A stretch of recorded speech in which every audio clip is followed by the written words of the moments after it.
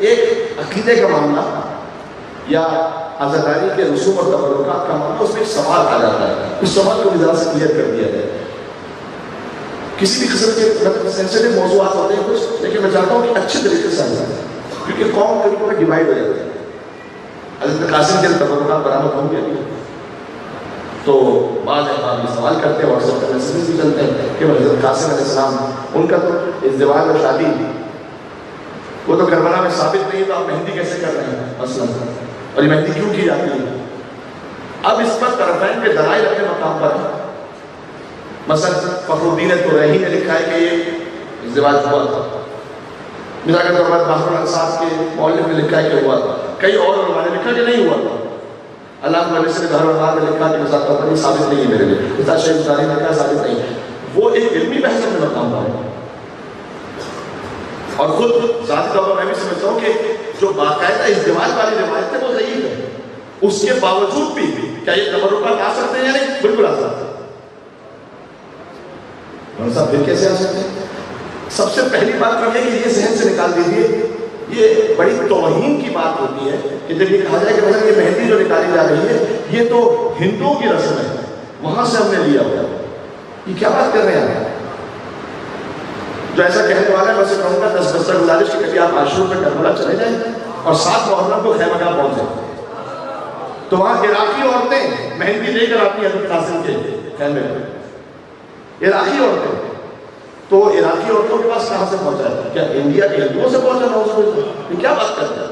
یہ تاریخ سے ناواقف ہے۔ عراقی عورتیں جو کر رہی تھی وہ کیوں کر رہی ہوتی ہے؟ اس لیے، اور حضرت خیمہ گاہ یاد ہے جو جا چکے ہیں، خیمہ گاہ امام حسین کا اندر تشریف لے جائیے، جو باہر کا احاطہ ہے وہ بتایا جاتا ہے کہ اصحاب کے خیمے ہیں، وہاں پر ایک سفید رنگ کا چبوترا بنا ہوا ہے، یہاں پر اخباریاں بنی ہوئی ہیں سوال میں، اور اندر تشریف لے جائیے تو کہتے ہیں اہل بیت کے خیام، اور جب اندر تشریف لے جائیے تو سب سے پہلے امام حسین کا خیمہ کو نظر آئے گا جہاں پر زری بنی ہوئی، اس سے بالکل پشت پر متصل بی بی زینب سلام علیہ کا خیمہ نظر آئے گا، اس سے پیچھے مولا سید سجاد علیہ السلام کا خیمہ نظر آئے گا، یہ اہل بیت کے خیمے کی جگہ پر۔ اب میں فقط اشارہ کر رہا ہوں، حضرت قاسم کا خیمہ یاد ہے وہاں بالکل کونے میں، اہل بیت کے خیموں کے درمیان نہیں ہے، اصحاب کے خیموں کے درمیان بھی نہیں ہے، بالکل ایک کونے میں حضرت قاسم کا خیمہ بنا ہوا ہے۔ یہ کوئی اشارہ ملتا ہے یا نہیں ملتا؟ اگر یہ بات کہتے ہیں مولانا صاحب وہاں تو اہل بیت علیہ السلام امام حسین جہاد کے لیے گئے تھے، شادی وغیرہ کا معاملہ نہ سمجھے بھائی، جن لوگوں نے اسے لکھا ہے ثابت کیا ہے وہ اسے اس شادی کے تصور میں نہیں لیتے جو ہم آپ کے دماغ میں، توجہ کیجیے، وہ اسے اس شادی کے اعتبار سے نہیں لیتے جو ہم اور آپ کی ذہنیت میں، تو وہ کس اعتبار سے لیتے ہیں؟ وہ اس اعتبار سے لیتے ہیں، وہ لکھتے ہیں کہ امام حسن کی وصیت تھی، یہ بات جو ہے امام حسن کے فضائل میں، امام حسن مصطفیٰ کی وصیت تھی امام حسین علیہ السلام کہ میرے بیٹے کی شادی آپ اپنی دختر سے کیجیے گا، تو یہ شادی کے اس تصور کا معاملہ نہیں ہے جو ہم سوچ رہے ہیں، یہ وصیت امام حسن پر عمل کرنے کا معاملہ ہے۔ امام چاہتے تھے کہ آخر وقت میں اس وصیت پر عمل ہوتا ہے، جن لوگوں نے اسے لکھا ہے تو انہوں نے یہ دلیل کے ساتھ، تو اگر قبول بھی کیا جاتا ہے تو وہ شادی کے اس تصور سے قبول نہ کیجیے گا کہ جو عام ہمارے یہاں شادی کا تصور آئی جائے، تو یہ معاملہ حل ہو گیا۔ دوسرا یہ کہ ایک اور بات بھی، امام حسین علیہ السلام نے یہ اقدام کیوں کیا؟ جو علماء اس طرف سے کہتے ہیں وہ یوں کہتے ہیں کہ عربوں کا ایک طریقہ تھا کہ اگر نکاح ہو چکا ہو ایک مستور کا اور اس کے بعد اپنے شوہر کی شہادت ہو چکی ہو یا وفات ہو چکی ہو تو پھر اس مستور کو کنیزی میں نہیں طلب کیا جا سکتا، اور امام حسین علیہ السلام جانتے تھے کربلا سے کوفہ اور کوفہ سے شام کا سفر کہ کہیں یہ گستاخی نہ ہوتا ہے، اور کوئی یہ کہے کہ نہیں یہ آپ فرضی بات کیسے کریں، فرضی بات نہیں ہے، دربار یزید میں شہزادی سکینہ کو میں کہنا نہیں چاہتا ہوں طلب کیا گیا ہے، مسائل میں ہے یا نہیں ہے، تو جب شہزادی سکینہ کو طلب کیا گیا تو فاطمہ بنت حسین جو ان سے عمر میں بڑی ہیں انہیں کو بھی طلب کیا گیا۔ امام حسین علیہ السلام نے درحقیقت اس راستے کو روکا تھا اس عمل کے وجہ سے،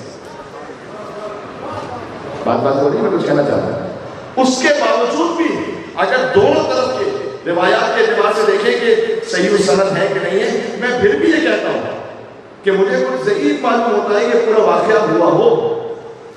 ضعیف ہے، جھوٹا نہیں، فرق کرو. جھوٹا واقعہ وہ ہوتا ہے کہ جس کا سرے سے کوئی وجود ہی نہ ہو. آپ کہیں تو ممکن ہی نہیں ہے. ضعیف کا مطلب پتہ نہیں چل رہا، سند چین پتہ نہیں چل رہا. اچھا اگر فرض کیجیے کہ نہیں ہوا تھا تب بھی یہ تبرکات لانا صحیح ہے یا نہیں؟ بالکل صحیح ہے. کیوں صحیح ہے مولانا صاحب؟ یہ کیوں صحیح ہے؟ ابھی دلیل دے دیتے. کربلا میں جو مجلس ہے نا ہمارا، کربلا، اس مجلس امام حسین میں جو کچھ کربلا میں ہوا تھا فقط اس کی یاد میں بنائی جاتی ہے. کربلا میں جو نہیں ہوا تھا ان حسرتوں کی یاد میں بنائی جاتی ہے. جملہ پہنچ گیا؟ اچھا میں مثال دیتا ہوں.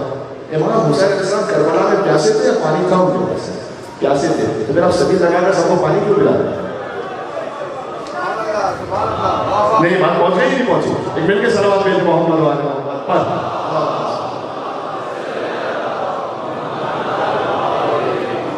بھیا پانی کیوں پلا رہے ہیں؟ امام حسین علیہ السلام پیاسے تھے، سب پہ پانی بند کر دیا.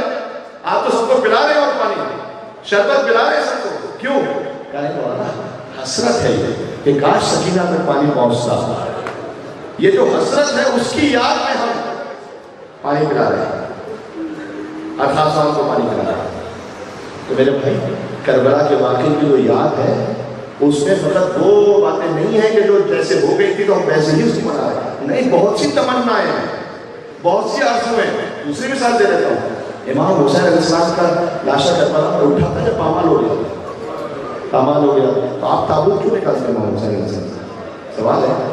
اگر وہی کرنا ہے آپ نے جو کربلا میں ہوا تھا ویسے ہی شبیہ کرنی ہے تو پھر تابوت نہ اٹھائیے. حسین پر تابوت اٹھا ہی نہیں تھا.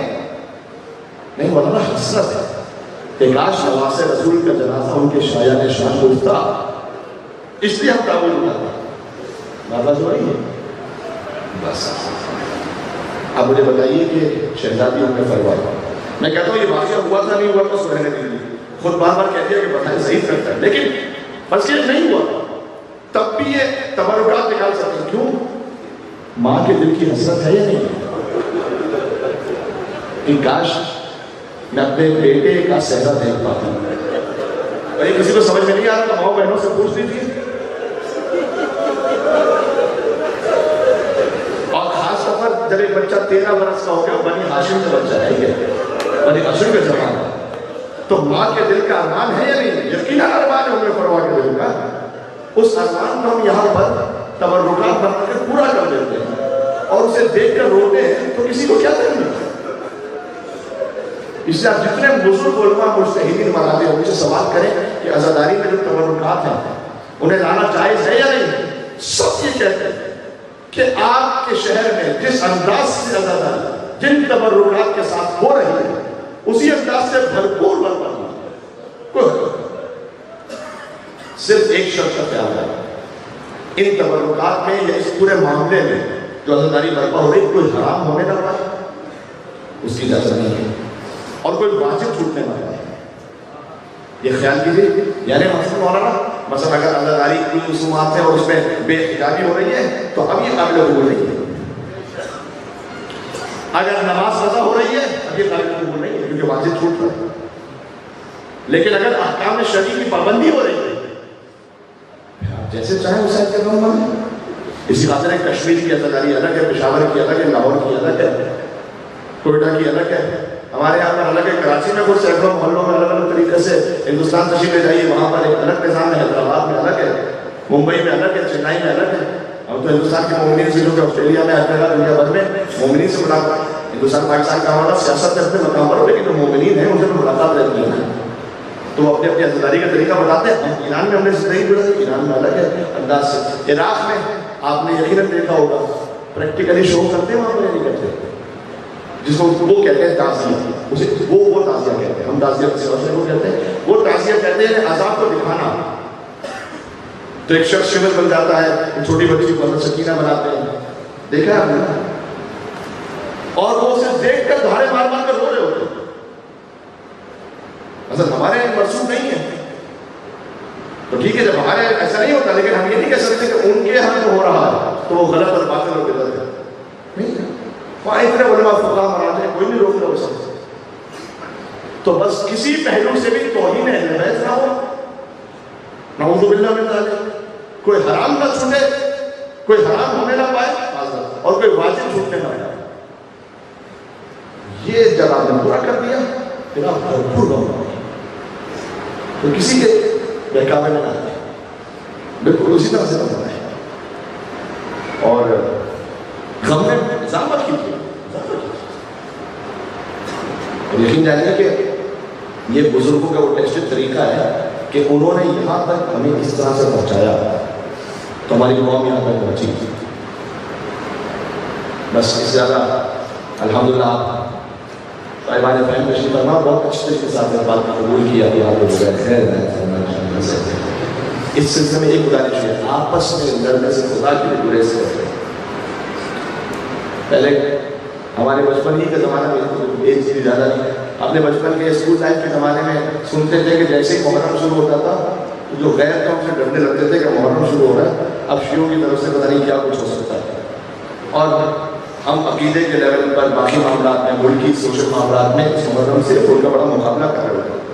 اب جب محرم شروع ہوتا ہے تو پورا فیس بک اور پورا ٹویٹر اور پورا واٹس ایپ اپنوں ہی کے درمیان جھگڑے سے بھرا ہوا ہے، اپنوں کے درمیان جھگڑے سے بھرا ہوا ہے، اور کسی کو کوئی کام ہی نہیں ہے، صرف ان مولانا کا کلپ نکالا جو پسند نہیں ہے، اس میں جو ہے وہ آگے پیچھے کی بات کو کاٹے بغیر ادھر ادھر کیے بغیر وائرل کر دیا اور اس کو تماشا کر رہے ہیں. یا پھر یہ کہ جناب آپس میں بحث چل رہی ہے اور ایک دوسرے کو کیا کچھ برا بنا نہیں کہتے. مولانا امام حسین جیسے نہیں کریں گے.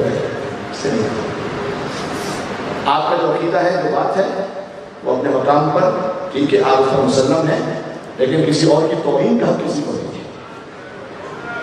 توہین نہ کی، وہ بھی عزت ہے. ہر ایک اپنی اپنی سوچ کے مطابق عزاداری کر رہا ہے. آپ کو ایک طریقہ صحیح نہیں لگ رہا، ٹھیک ہے، آپ اس سے بیک آف ہو جائیں ادب احترام سے، لیکن جو وہ کر رہا ہے اس کی توہین نہ کریں. بس یہ تھوڑی سی گزارش ہوئی. الحمدللہ.